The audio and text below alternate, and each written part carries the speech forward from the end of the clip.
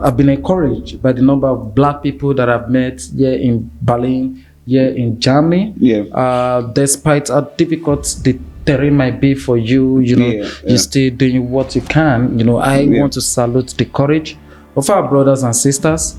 But regardless of what we do, if the German government or if the German populace is not ready to confront its own history, it will be a long way struggle.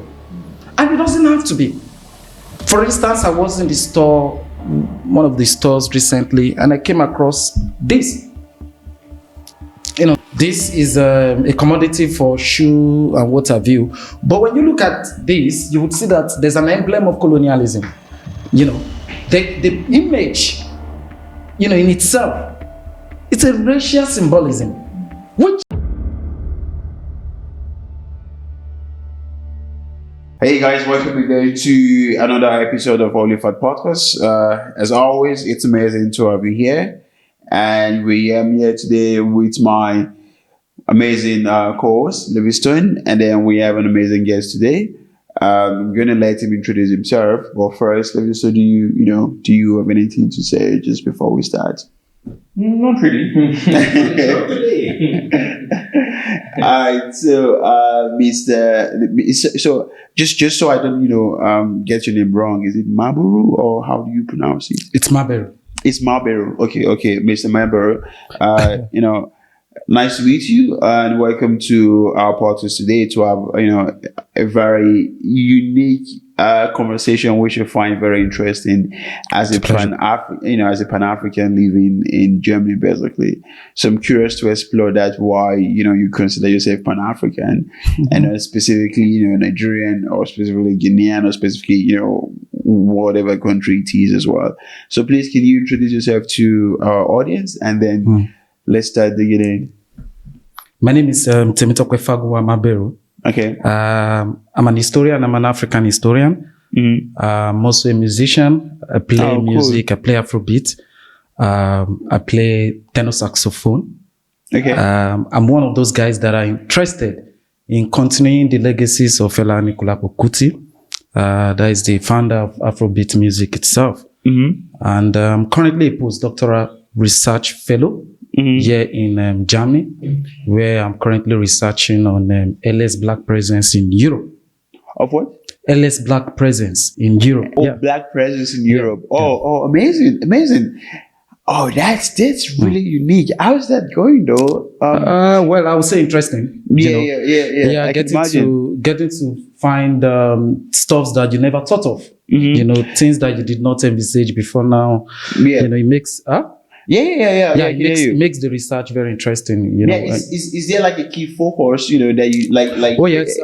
When we talk about LS Black presence in Europe, basically that's a wide spectrum. A wide range. But I'm interested in Moorish Spain. Moorish Spain. Okay. Moorish Spain. Moorish Spain. Moorish Spain. Yeah, Moorish Spain. That's amazing. I guess I'm going to learn a lot in this episode today. I have no idea there's something called Moorish. Yeah, I mean, Moorish Spain. It's why I'm in Europe. Yeah. I mean, because this, you have so much going on, really.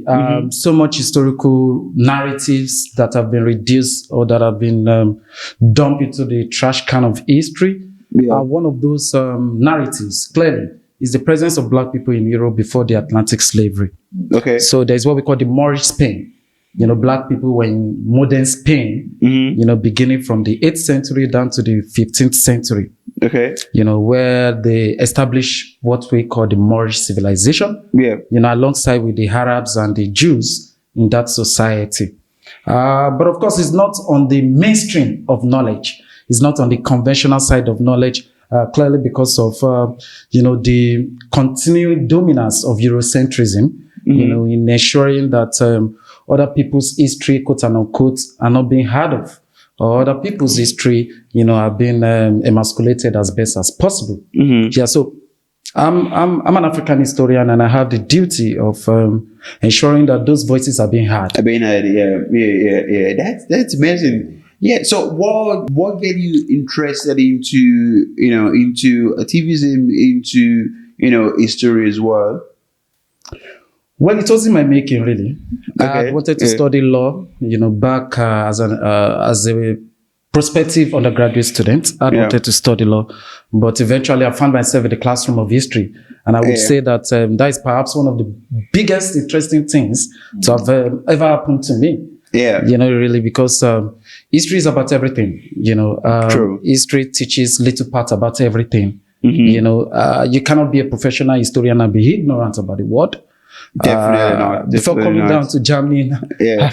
I've known Germany. I've known the ups and downs of Europe as a society, basically, and that gives me a good edge, in understanding societies and in understanding people. So it wasn't my making, but eventually I embraced it, and I'm glad I embraced it. Really, just unfortunately, in the conventional side of the world, also, historical knowledge is not what we seem to appreciate. And I think so many people lose track of history, basically, to be honest, or so many people are not interested in history. History is something that I'm very fascinated about. I think I watch a lot of videos, YouTube stuff, of historical purpose as well. So that's why, I'm very interested. And I interested in this topic as well. But just one more thing, because you said you wanted to study law and then you diverted to history and activism. I think most people who are lawyers, they kind of have that sense of, activism, mindset when they all started, before then the big bucks come in and then they lose, the initial interest that got them there as well. So I can imagine and see the trend. Yeah. But would you say you're glad you studied history rather than law? At the end of the day. Oh yeah. I mean, like I said, that to me appears to be one of the most interesting decisions you've ever made. Because right now, on the basis of my level of consciousness, I can't imagine myself on the African continent being a lawyer and having to put on wig, having to put on white wigs, white robes, and all of that. I mean, that would totally make a mess of my personality, because that's for me extremely degrading, really. Is that so? Oh yeah. When you have one of these wigs, countries today in the 21st century, they've jettisoned the idea of wigs. But in Nigeria, in some countries in West Africa, you still have all of these parrots, perpetual parrots still, going all around, asking lawyers to put on all of these ridiculous wigs. And actually they buy these wigs from the, from the European countries, really. So the irony of the African continent is that we have lawyers and they put on all of these wigs, and we don't even have wigs producing, seriously. So that's the connection. I had no idea. That's the connection between culture and economy. So when you consistently look down upon your own culture, you buy someone else's culture. But so that means all of this happened in Nigeria, right? No. I'm not just I'm not just particular about Nigeria. I'm a Pan-Africanist. No. Your studying and so on. That was based in Nigeria. You started your studies in Nigeria. Till I got my PhD in Nigeria. Okay. So then, how does Germany come in? Why Germany in all other countries? Like I said, I'm a postdoctoral research fellow here in Germany. I'd written a proposal, in relations to what I'm interested in, which I spoke of earlier on, about studying earlier Black history, in Europe, with a classical example of Maurice Spain. And, luckily for me, this institution accepted the proposal for me to come down and, conduct the research for a period of 1 year. Amazing. So because I wanted to ask one question, going back to your research. You've researched Germany, Europe. Did that made it easier for you when you came here? Because how long have you been in Germany now? I arrived in April. That's about 3 months ago. That's about 3 months. So is your knowledge, your pre-knowledge, your predisposed knowledge, basically, has it been helping you so far with how you've been living in Germany? Absolutely. Right now? Okay. I would say that the knowledge I've had before now, more than any other time seems to be very, very relevant because here you are engaging with a very serious historical research. Yeah. And you cannot make errors. You cannot generalize, narratives. You cannot invent things. You must stick to the facts. Yeah, you have to be precise with your context. My background in historical methodology, my background in, African history is basically helping me so much right now. Yeah, awesome. That's amazing. So, so now we've, talked about your passion. We've talked, your passion educational wise. But I also want to hear, your musical passion wise as well. So tell me, have you released any songs yet? That we need to know about? Oh yeah. Yeah. Oh, that's amazing. Yeah, is he on any of the platforms? Yeah, it's on YouTube. It's on YouTube. Okay. So a couple of years ago, about 3 years ago, so myself and a band that I established, with the support of some other guys back in Lagos, we actually went to the studio to do some recordings of our debut album, which of course we call Fear Not. Okay. Fear Not, of course, Maberu. Yeah. By the way, the word Maberu, the name Maberu is inspired by the first Prime Minister of Ghana, Kwame Nkrumah. Kwame Nkrumah had said that the secret of life is to have no fear. That the secret of life is to have no fear. Once you've been able to destroy anything that looks like quote unquote fear, the world will be better for you to live in. So I took that quote and I, translated it into Yoruba language and I got Maberu. Oh, so it's unique. Oh, amazing. Yeah, amazing. It's just me. Oh, amazing. Oh, so Maberu, is Maberu not part of your original name or? No, it's not. What do you mean? Oh, it's not. So you basically invented it and gave yourself that name. So, but is it part of your official name now? I'm working towards making it official. Okay. Amazing. So, you being a historian, research and so on, Pan-Africanist, and coming to German as well. So how is it, do you think it was the right choice, or Germany was the right choice of country regarding its history as well? Or was it the right place for you to conduct these researches from? Well, yes, I think Germany seems to be working on a very good wavelength at this time, in the sense that the government seems to be, listening to some of the demands that some of our persons have been making back home on the African continent with regards to, the repatriation of our artifacts, with regards to, reparation, which of course we are hoping that more attention will be paid to, reparation for the people of Eluru, reparation for the Nama people, and what have you. So I think Germany appears to me to be receptive to all of this, even when I'm conscious of the fact that there are so many issues, that are yet to be discussed. There are so many issues that are currently still being locked up in the cupboard, really. But I think the country is receptive to innovative ideas. Yeah. Honestly, I think this is also one thing. I don't know. I was having this conversation, at some point, some time ago with someone. I think so far, Germany has been like the international country that has been doing so much in terms of, listening to Africa countries, returning artifacts as well, compared to, what some other countries are doing. I mean, I think I watched a video one time of a British person saying, they're keeping those artifacts safe in the British museums. That's why they cannot return it, literally. Yeah. So I think Germany has been doing, a very, positive aspect in regards to that, to be honest. Exactly, setting an example, and I think that's also something I find very interesting and very fascinating and unique about Germany at this point in time, precisely. Yeah. How are these 3 months been so far that you're in Germany? How have these 3 months been so far that you've been in Germany? 3 months? Yeah, the 3 months. Yeah, 3 months, 3 months you've been here. Yeah. Well, let me just firstly say that despite the fact that Germany is doing so well when it comes to the question of the repatriation, some of us were demanding for more actions. Okay. And also let us be conscious of one fact that, Germany is receptive to these ideas, clearly because people struggled, people demanded for this. Consequent to the 2018, movements here in Germany. You had so many black people, particularly in Berlin, demanding for some of these things and what have you. So we must also recognize that, things just don't happen from the sky. No, of course. It is a product of actions. It's a product of demands by the people. Yeah. And it's quite unfortunate. I think UK should be in the position of Germany. Exactly my point. That country is an openly hypocritical country. I must say, the British Museum houses, homes, a greater chunk of African artifacts, Benin artifacts, and that country is still.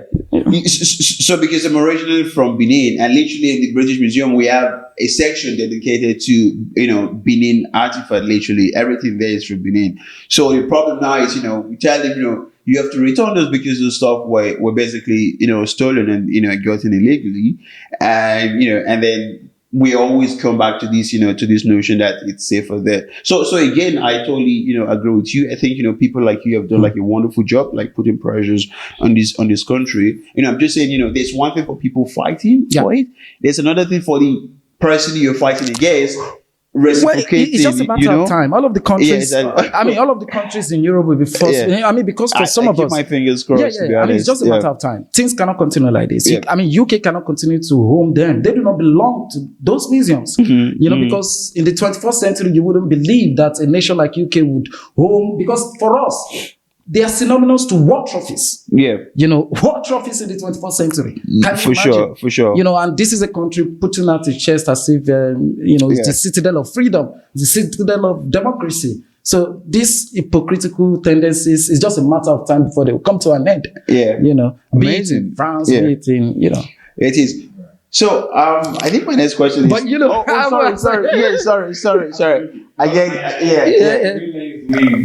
We've already been far away, and then I just wanted to know how your arrival was. How everything was with you arriving in Germany, and how that fared for you as well. Well, it has been interesting, although it has been revealing at the same time. Interesting, revealing at the same time. Interesting in the sense that my research, as I said earlier on, seems to be going on a very good, positive, part, which I really appreciate. I've met with scholars here in Germany. I've discussed with professors, doctors that are very, very, scholaristic, that are very much interested in knowledge, that are not, in the corridor of knowledge just for, the money. They are interested in pushing idea, production of knowledge, and the dissemination of knowledge. So I would say that on the basis of the research, it has been amazing. It has been interesting. But on the other side, as a Pan-Africanist revolutionary, so much revelations. I think Europe, basically not just Germany, is still, way apart, when it comes to resolving some of the, post-effects of the Atlantic slavery and colonialism. I think there are still some questions. The unfinished business of slavery is still with us today. The unfinished business of colonialism is still very much alive, in Europe, in Germany, basically. And I think that for me, I found that very, very hard, because in the 21st century, it is almost impossible for me to believe that, black people are not being respected in some instances in this society and in other societies. Yes. Yeah. And what do you think, what do you think contribute to that, generally speaking, from your perspective? Well, like I said, it's the fact that, 21st century. What do you think contribute to that lack of respect for black people? It's just a total, absence of the knowledge of history. Okay. The institutionalization of historical knowledge in Germany and in several other places. Historical knowledge that pertains to the Atlantic slavery and colonialism is not on the conventional side. It's not on the mainstream of European knowledge. Till this material point in time, people know little or nothing about the involvement of Germany in the Atlantic slavery, about the involvement and the, the despicable acts they were conducted, they were executed by some Germans, during the colonial era. The complicity of the German government also in the genocide of the first genocide to ever happen in the 20th century. Happened on the African continent, and it was orchestrated by the German government. This is way before the emergence of Hitler. We are that. The African people, the rural people and the Nama people were the first set of people to experience genocide in the 20th century. And that genocide was orchestrated by the German government. But this knowledge is not on the conventional media. This knowledge is not, in fact, because I've done my little bit of research, is not, in fact, in the schools, in Germany. So how do you go about all of these things, when you spend so much resources into ensuring that public memory, public knowledge of the Holocaust is being institutionalized in your schools, but you are not doing the same. You are not paying, out of that same attention to slavery, to colonialism. I really don't think that is fair. When we were introducing you, introduced to you, or you strongly identify yourself as a Pan-Africanist. Yeah. What is Pan-Africanism to you? Why not really? Sorry for answering that way. I mean, no, it's also an interesting way. Because we use the word Pan-Africanism not as an abstractive word. It is a product of our history. Pan-Africanism was a reaction to the enslavement of African people, to the condescension of the African people, to the horrible experiences that the African people went through. No other set of people on planet Earth went through the experiences we went through. You cannot pinpoint to a group of people that had to be enslaved, from the 15th century down to the 18th century. And just when we were coming out of that horrible history, we were ushered into colonial rule that lasted for another half a decade and some, that lasted for half a century and some decades, So, no ethnic group, no race actually, went through half of those experiences. And because of that, there's a necessity, because slavery would not have been possible, colonialism would not have been possible if the identity of the African people was not destroyed. One of the leverages slavery, colonialism, relied upon was the destruction of the image of the African people. So what Pan-Africanism teaches us, or is teaching us, is that identity, that slavery, colonialism trampled upon as gods, to be revived, to be reclaimed. Yeah. Because you don't have to have long conversation with a typical Chinese before you realize that he has to see the world from the Chinese perspective. Yeah. Every other race has to view the world in their own, using their own in their unique perspective. But not us. Be it in the diaspora, be it on the African continent. But why do you say so? Why do you feel so? It's slavery and colonialism. No, but if we're having conversation, I think I'm also, I can't be talking from a Nigeria perspective, basically. So, and from my ethnic perspective. So why do you feel other people don't do that? Because I generally, when I meet people and we discuss or we have conversation, we talk from our own perspective as Africans or as Nigerians, generally speaking.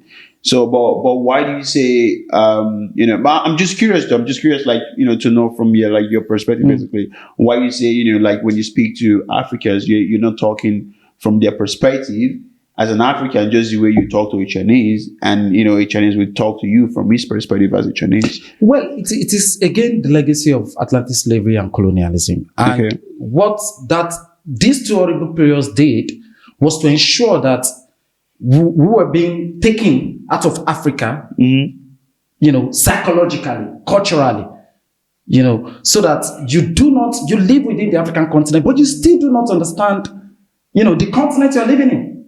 True. That's the, we spoke about the lawyers in the 21st century that still move around our, courtrooms with wigs. What other way do you need to understand the fact that the African continent has been long hijacked?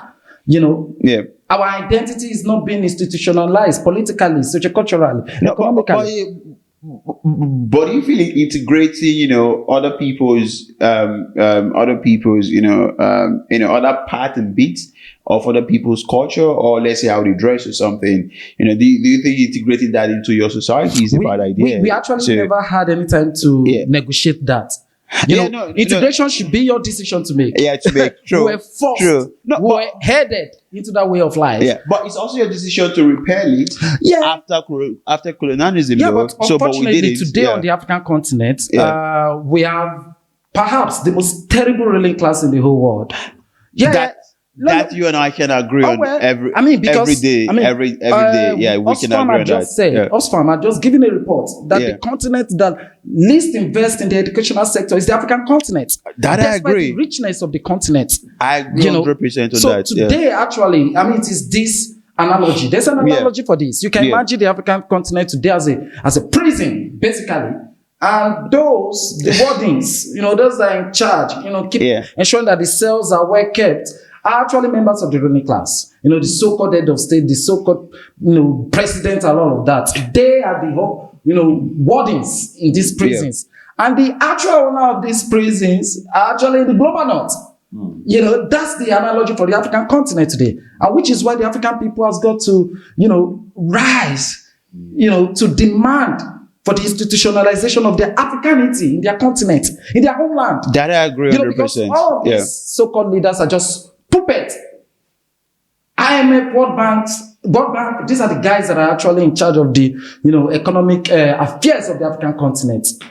IMF, World Bank, all of these guys, I don't know about that. But that's the reality. Yeah. They dish out loans to the African government and, they don't check what these guys are using these loans for. They give out these loans. They ask these puppets to devalue the currency, to so-called reform the economy, to remove subsidies.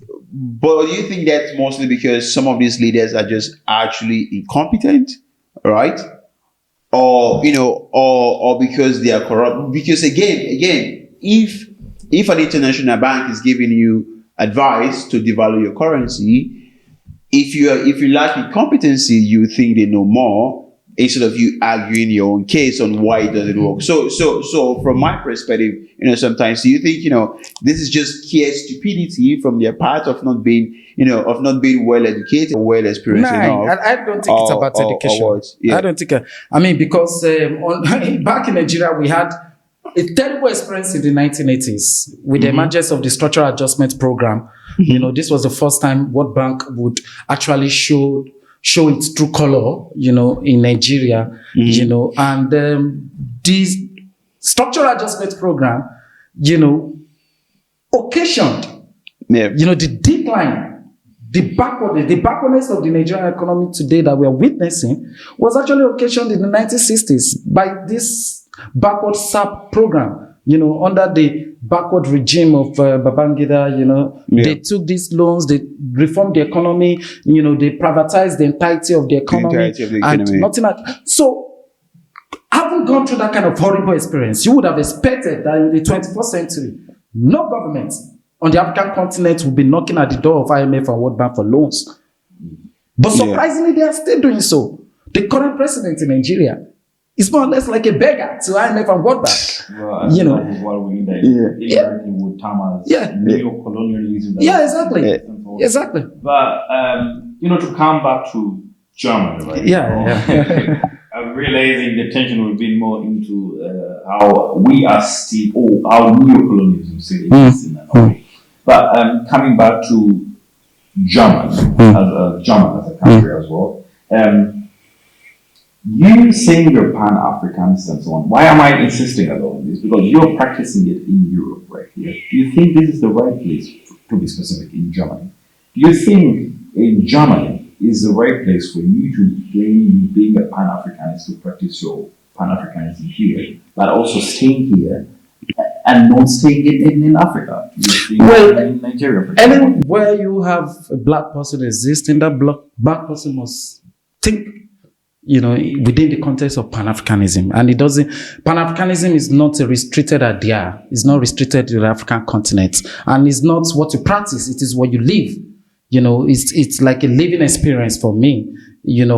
Coming down to Europe, I cannot clearly deny myself of my existence, really. So we don't practice Pan-Africanism. We live Pan-Africanism, because there is no other way out for us. We must examine the world using our own historical background, our own historical experiences and knowledge, right. Because the world we are living in till date do not, really, to the larger extent, appreciate where we are coming from, our experiences.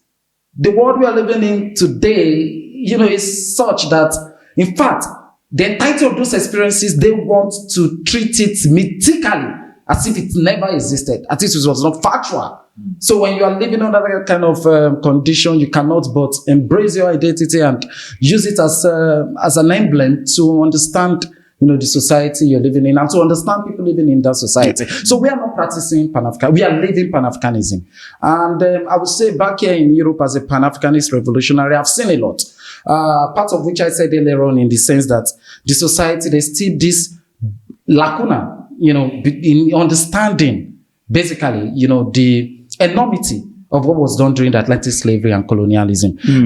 Because being here since, it has been great being here. Like I said earlier on, the research has been moving on and I cannot, but as a Pan-Africanist revolutionary also, I'm interested in the African diaspora. And by the way, I'm an historian and I specialize in African diaspora studies. So, I have to be here anyway. Yeah, to study. Yeah, exactly. Yeah. And I would say that to some, to a well-recognizable, extent, the German society, like, most European societies, basically, is yet, to appreciate its own history, our own history, our own complicity, in the current backward condition of the African continent, because I think that having gone through what we went through as a people, we should be the least persons to be disrespected in any society, but you see that even Black people in Germany today, we still have our people, trying to negotiate their own existence. You still have people being racially attacked, by lay people, basically, by laymen and lay women. You wouldn't have, you would have thought that societies today would be remorseful. Yeah. Would be remorseful. But instead of being remorseful, they are putting it out there as if they never did anything. Germany, made a greater chunk of wealth during the Atlantic slavery and colonialism. Despite the short period at which Germany participated in the ownership of colonies in the African continent, so much wealth were made, as a result of the Atlantic, as a result of the involvement of Germany in colonial ownership, on the African continent. So much wealth were made that you can't till date pinpoint to places where those wealths are. And it's not just the question of Germany, it's also the question of, UK, France, Italy, and all of these countries. You can pinpoint to places where, their homes, the wealth that was made from the Atlantic slavery and colonialism. So if you have all of these things, why are you not remorseful? Why are you putting out your chest as if you have some financial genuity?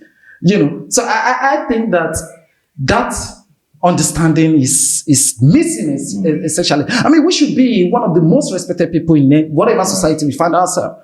Society should appreciate our history because in some instances people don't overcome. It's quite funny because in the German setting right now, we still have cases where Black Africans are being shot. For example, we had an incident of recent that a teenager was shot by the police 4 times from the back, which insinuates or which indicates that he was trying to flee away from the police. But nevertheless, he was shot, gunned down by men in uniform. And things like that have been happening on several occasions. I can name names. We have a 16-year-old that was shot as well. We have a 18-year-old. We have the different names of Torin. We have Sinishwunek. We have Uri Jallo. We have a lot of different names. Muhammad Rene. We have a lot of different names of Black people that have been murdered. And this is, to me, is like a clear indication that there is a lot that needs to be done in the change of society. And so my question to you is now, how do you think the Black people that are living in Germany should work together, or what are possible ways of them working together in order to combat this problem, regardless the limited powers that they have here? Well, I think firstly, regardless of what we do, which is very, very important, we have got to organize. Kwame Ture told us that organize. That's what we must do. As a people, wherever we find ourselves, we organize, we, try to form a commune, we share our trauma amongst ourselves and what have you. And whenever a brother or a sister is being attacked, we should, demand for justice. That is very, very, that's not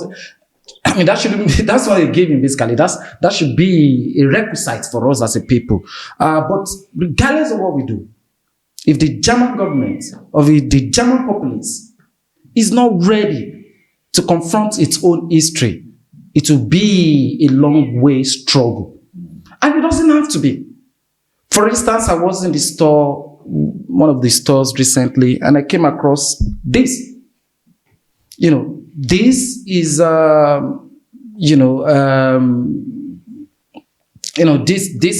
this is a commodity for shoe and what have you. But when you look at this, you would see that there's an emblem of colonialism. The image, in itself, it's a racial symbolism, which you can still find in a store in the 21st century here in Germany. This doesn't look like a society that wants to appreciate. Also though, so when you say it's a racial image, what do you? No. I can see the image, but it's an aestheticism of colonialism. Anesthetic. Because there you have it, an image of a place, a typical place you could get in North Africa. Yes. And you have these black persons. You could see the black bodies here. I know. Carrying stuffs like potted during the era of colonialism. You see the white colonial, so-called masters, It's a long symbolism. It's a symbolism that goes back to the early 20th century, actually. Mm-hmm. And when I was in the store and I saw this, I was shocked. Which store was that? Was it? No. The name, but was in it Germany. An African store? Or no, it couldn't have been an African store. I would have started the campaign right here. But and we are talking about a society that is to progress. So when a typical white German picks to this and saw the black image, as potters, and the white colonial officer well dressed, it is not just acceptable. It is so unreasonable. So I feel that there's this sense of gratitude, like happiness that is being shared, that at least in our history we had colonies in Africa. Can you imagine that absolute nonsense? Absolute nonsense. I don't think any country should be happy about having colonies at any point in time. Because I think it's disgraceful and disrespectful, though. Before coming to your program, I needed to do some bit of findings, in respect to how much white Germans are knowledgeable about their colonial history and what have you, and also this history of slavery, which many people are not even talking about today. And I was on YouTube, and there's so many videos, and there's this German professor, Zimmermann, a clear-headed professor, very, very reasonable professor. He was speaking on German colonial crimes. That video is on YouTube. And you could see the comments beneath that video. In German, by Germans. Insulting the professor. Saying that the professor is trying to be anti-West. Can you imagine that? And this is not just one comment, this is not two comments. I think the greater chunk of the comments in that video, were actually there to, make a mockery of the professor for saying the truth. So this, for me, it's like a conversation that must be had. It is a conversation that must be instituted. Because if a typical German will not disrespect, the Jewish Holocaust memorial, substances, narratives. Why would they do so for African people? Why? Why do they feel they could just talk about this issue without not considering, the fact that some of us, we are, the descendant of those that went through this horrible passage. And that some of us were still, of course, they're going the trauma of this horrible period. I I've been in Germany for the past how many months now, but myself, I've faced some, backward racist, issues. I've been turned away from a club in Hamburg as a doctor. I have my money. I've been in a club or whatever in Berlin, supposedly organized by a Free Palestine movement. And by the way, 2 weeks after when I got here, I joined a Free Palestine movement protest in Hamburg. And I gave a speech because that's why I'm a Pan-Africanist revolutionary. Mm-hmm. And one of the things we have been taught is that you must solidarize with the oppressed people. Anywhere you find them, be it in Germany, they are white, you must support them in their demands. Because that's what it is. Rosa Luxemburg, very, very prominent in German history, radical history, also taught us that, Apart from the producer, sorry. Let me just end with this. So I was in Hamburg for this protest. I solidarized. I gave a speech. And I was in Berlin some weeks ago. And those I happened to be with, said we should go to this house party. And it was being organized by Free Palestine, organizers. And I was there. And you could see, because of course, not so many black persons were there. Yeah. You could see also the hostility in a place that should be, an emblem of solidarity. Yeah. You could see, people taking off their clothes, once you sit down on a couch thinking you are going to steal from them. And these are just, young white people, young. These are like my students back at the university where I come from. Yeah. Checking up their stuff, getting to look at you like 1 million times if they are safe. And this for me is just unbelievable. And I've just been here for like how many months? So I begin to wonder, the enormity and the depth of what black people that have been here for several years would have to, confront. Yeah. Different aspects where you mentioned as well, amongst others, protests. And I've also heard from the producer that you've been on the Lawrence protest, the guy that was shot down as yeah. And by the way, I've been to Lawrence demonstration in Hamburg. I've been there. I was part of the people that organized it. In Hamburg? No. In Berlin. Oh, great. And but my question to you is right now, do you think this is an approach for Africans? Is protest an approach that is needed? Or is there more that needs to be done? Is there more needed to be done at different levels? Well, while I was at Hamburg to solidarize with the unfortunate assassination murder of Lawrence, I was fortunate to have given a solidarity message. And right there I said that racism today, more than any other time, has been institutionalized. The institutions today are the emblem of racism. The police institution for that, as a matter of fact, represents that more than any other time in our history. The school system also, institutions, basically, they've conceived, or they've actually, what is the word now? They've soaked in themselves, with this whole idea of racism. So that more often than not, you might not see racism on the street. But we see racism on the street, of course. But on regular basis, racism exists in the institutions. And so my solidarity message at that gathering was that, or is that, we should begin, to expose the institutions, basically. Our struggle is not about individuals. Our struggle is about the institutions. The institutions that continue to ensure that black people are being discriminated against. The institutions that continue to treat black people in condescending manner. These are the things that we should be talking about. The financial institutions, the housing institutions, the police institutions. These are the institutions that are today the bulwark of racism. Yeah. So I think so. I have like a set of questions that I want to ask. I'm curious, right? So because now I wanted to ask this question. I think this is like something I've always thought would make make the view on Africa shift once this, this has been able to once we've been able to fix this issue. Do you think because we're not doing well economically, it is impacting on how the world view, Africans and Black people? Because again, I'll give you an example, right? China were viewed in a certain way, in the 70s before they spring up, and then they turn into these industrial powers that they are right now. So, and then it gained more respect over time, because of that, aspect. Do you think, because we're doing poorly economically due to terrible leadership, from my perspective, and also, this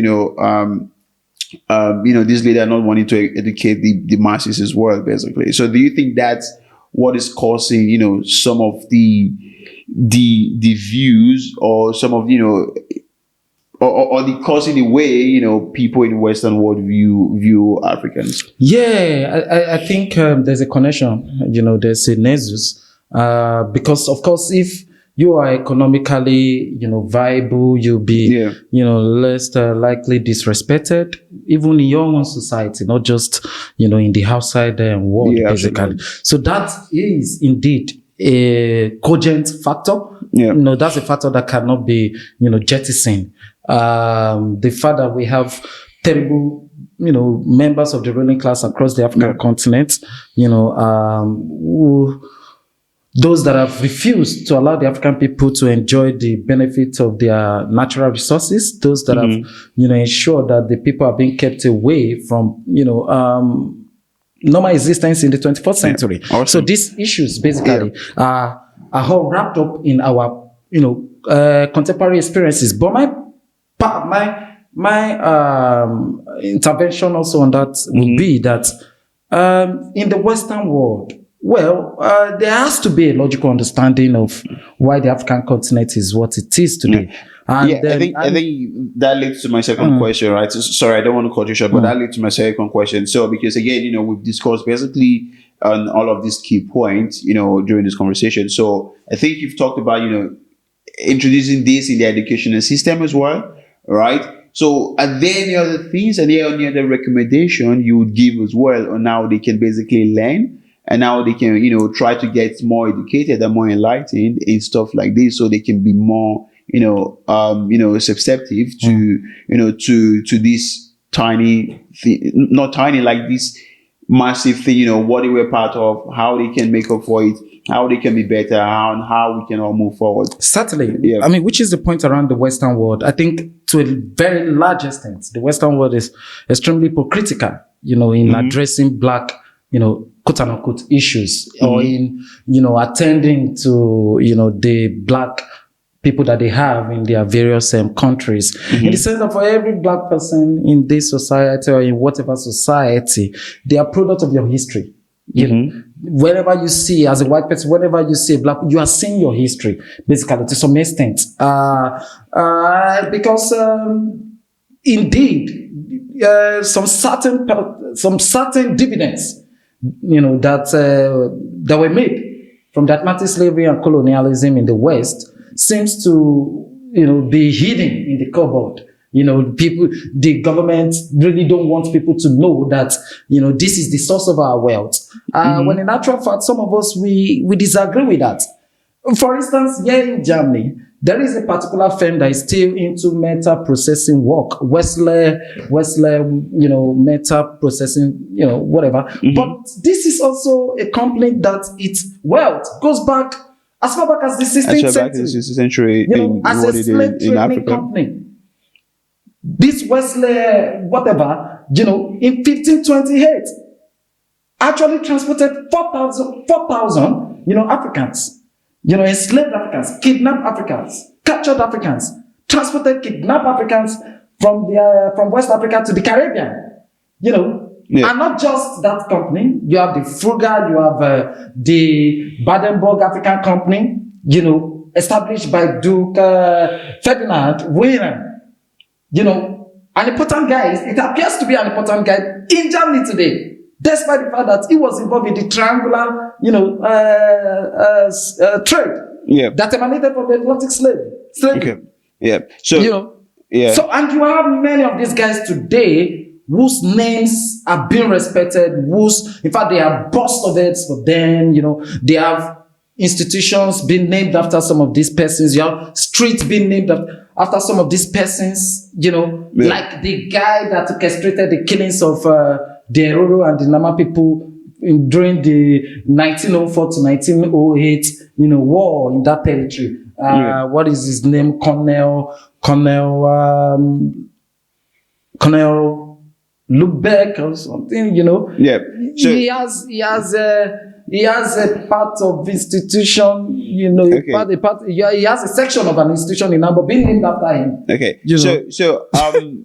I'm curious. So given you're doing your PhD research now on stuff like this, right, in Germany, so is there any sort of from your knowledge, from all the professors you've spoken to, the intellectuals you've had conversation with, are there any sort of approach from their end how to basically start working on the the institution to create an institution that is more much more level for everyone? And also, two, how to implement, educate people, because sometimes people like me we finish university, we finish, high school, so we cannot go back to learn these. How do you then educate those sort of people as well in between? So do you guys, do you know of any sort of framework that has been done on these?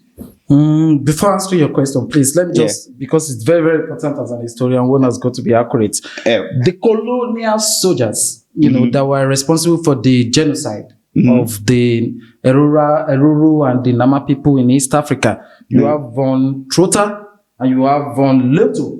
These were colonels, that were actually paid, that were subscribed by the German government of that time, that were subscribed to, to go carry out that were contracted to. That were contracted, to carry out that vicious, despicable, act, And unfortunately, Trotter has a place being named after him, in a university in Hamburg.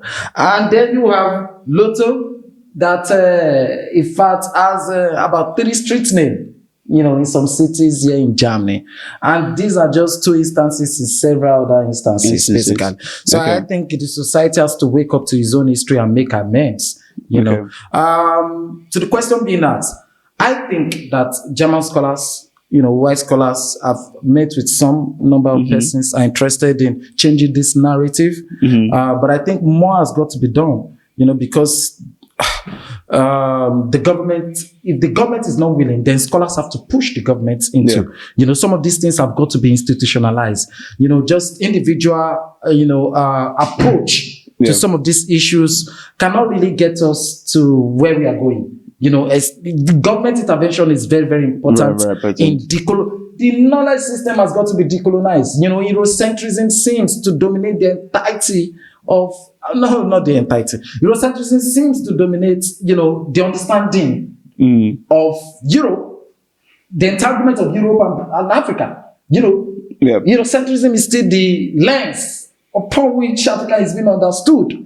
So I think that in itself is anachronistic. It is something that we shouldn't be talking about today. So yes, like the Zimmerman professor that I told you of, classical historian, an interesting historian that I would like to meet. Awesome. I mean, guys like this, you have some guys like this. Some institutions. Amazing. So, on another note, so since you've been here, so tell us, what have you enjoyed most about Germany so far? I mean, obviously you've enjoyed a lot, so tell us, I will have to think about that, really. But I mean, for me, it has been interesting. The peace of mind, the peace to be able to do your work. Really. Food? I've been, asparagus. Asparagus. I like that stuff, man. All right. Awesome. Some guys have been making my stay in Germany very interesting. And these are guys that I met. They are professional musicians, and I said I wanted to, that I'm interested in establishing Afrobeat music because I take my music to wherever I go to. Wherever you go, and these guys, they are professional musicians back where I stay. And they didn't think about this guy coming from Africa wanting to. They immediately came to the music. And we have been rehearsing. We've been. In fact, we had a performance. And these are. These are guys that we had a music producer once on our show. So if you want, if you're looking for a music producer, a studio or something, we could always, hook you up as well. And our studio set also have like a recording studio as well. I hope it's not expensive. I hope it is affordable for a revolutionary. I think it is affordable for a Pan-Africanist revolutionary. I think it is affordable. Stealing money from World Bank. No. Yeah. So if you're interested, we can always also link you up as well on that. I'm also interested in meeting up with promoters, that are interested in good music, Afrobeat music, that are willing to live band music. Because we've been playing music way back before coming down to jam. Awesome. So how's your jam?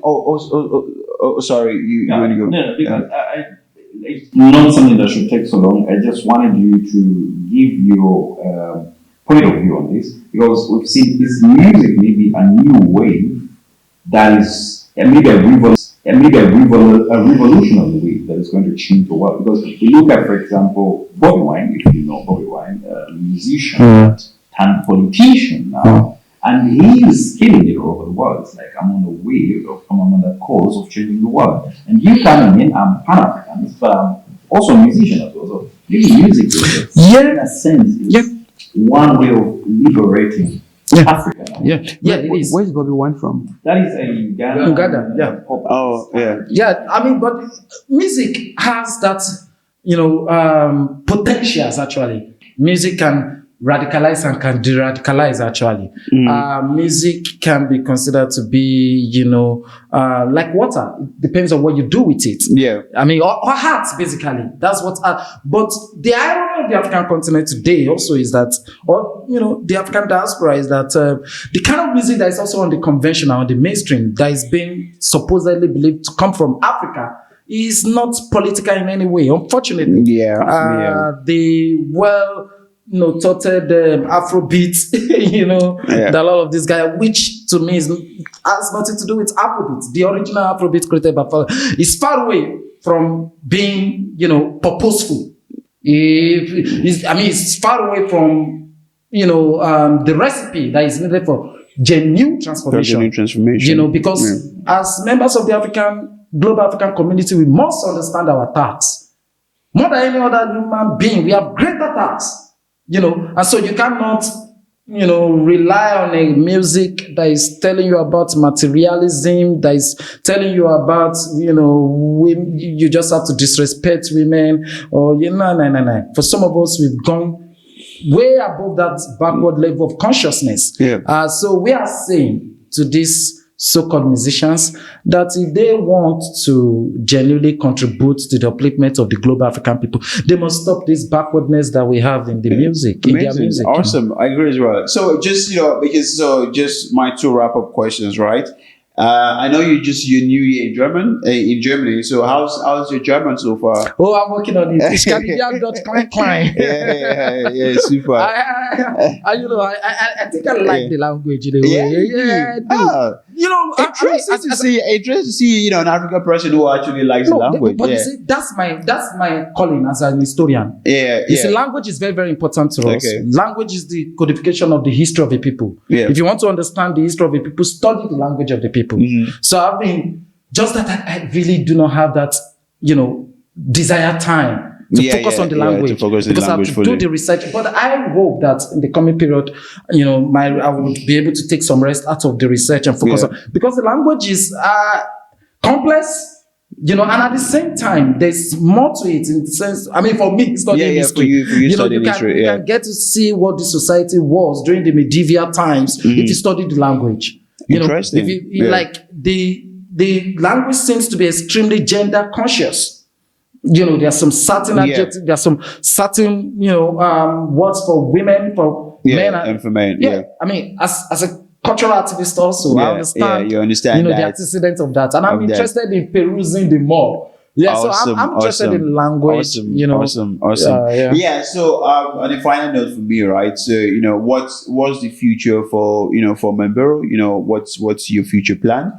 Do you plan on staying and doing more on your research and working more on your stuff here in Germany, or you plan on also going back to Nigeria? What's your plan? Are you planning what sort of ideas and goals do you envision pushing? Generally speaking, from what we've discussed, are you putting anything in place? On all of this as well. So tell us, future plan. Well, I would say that I exist for the African people. Firstly, the African continent seems to be my number one, area of concentration, and I will exist under any condition that is willing to allow me to use my talent, for the furtherance of the, conditions, social realities, and conditions of the global African people. But I think also that the African continent is my jurisdiction. Awesome. Yeah, well, do you have more questions? No, literally, that's really powerful, very brave of you to put yourself on the front line and be like, hey, I'm going to advocate for this and I'm putting myself on the line, whatever consequences or whatever risks it might take. We're very proud of it. Thank you, brother. Yeah. And I think you guys are also doing great work. Yeah, thanks a lot. Because the narratives, the African narratives, has got to be pushed out there. Yeah. Honestly, because for me, Africans, Nigerians, some of the most brilliant people I've ever met, I've seen, passionate, hardworking as well, and all of that. I think we just, we need to come together more often in terms of pushing in terms of how we see ourselves, how we push ourselves, just be able to represent yourself and your intellect and your passion at every point in time. And, and also let's translate this back to Nigeria as well for the development, and strategically, improve it, economic wise as well. So because I think that definitely is one way for us to rebrand ourselves, as a very resourceful, economy and people. So I think that's it from my point. Thanks a lot for coming and having this wonderful conversation with us. Sorry. If I could just say this also, I think that I've been encouraged by the number of Black people that I've met here in Berlin, here in Germany. Despite how difficult the terrain might be for you, you're still doing what you can. I want to salute the courage of our brothers and sisters that are working against all odds, that are putting their heads high despite the social conditions and the realities. In 2018, I came across a particular protest here in Berlin against the continuous usage of the word Moren Apotheker. Moren, they said, is an anachronistic word that points to the exorcism of Black people, and as such, it should be taken away from the apotheker. I want to salute that courage, but I want to say also there's a necessity for us to deep into the history of the word itself. Because it's not peculiar to Germany. When you go to France, there's Pharmacia de Moreau. You have several, it's part of what I'm studying, Asian Black people history in Europe. In Europe. Pharmacia de Moreau. And not just in France, not just in Italy. When you go to France, you have, an emblem like Moren Apotheker in these places. When you go to Switzerland, you have that also. And what that, in fact, points to is the legacy of Black people in the field of medicine. Our problem with, my problem with Moren Apotheker, to solidarize with our brothers and sisters in Germany or in Berlin, is that, these places, the apotheker, pharmacies, you would always find a static Black symbol, a caricature Black person or so-called Black person in these stores, in these pharmacies. That should be our point of struggle, not the word. Because the word most persons, even in Germany, don't understand the history of the word, Moren, in their political. To give you an addition, to give you a bit of some information onto the word, I did also a bit of research on that, because we have a street that is called Mostra. Yeah. It is a whole street. And a bit of research that I did, the word was originated from chocolate. That in the Asian German tradition that was eaten, the word was misused on several occasions because the chocolate was dark. The word, in a way, like any other words that we misused, words started being pointed towards Africans or towards people of African descent like mine. And since then the word lost some meaning. I'm also someone who thinks streets like this should not be existing in Germany. Yeah. Streets like this should not be existing anywhere in the world with words that demean the African descent or our being. This is it. Thank you for that. The racialization of the word did not begin the history of the word, which is the point I'm making. Moren is German, word for Moro. Moro or Mons. The Mons that I've just told you of, Mons, M-O-O-R. These were black people, these were Arabs in Spain. Are you getting what I'm saying? Yeah. Now, the usage of that word, because there's a necessity for transformation. There's a necessity to, localize the word. To integrate the word, yeah. Like in Italy, it is Moro. And you have such differences across Europe. And so in Germany, it is Moren. So the point I'm making is that we shouldn't react to those that choose to racialize the word. The word. Because this word is a representative of black excellence in the field of medicine. If you do not understand this history, it will amount to you throwing the bath, the bath of where you have the child and the baby away. Yeah. There's an historical context to it. The German society do not appreciate that history. And that's why that history is not on the conventional. Lost. It is what I've come to call residual history. Yeah. I get what you mean, actually. I get it.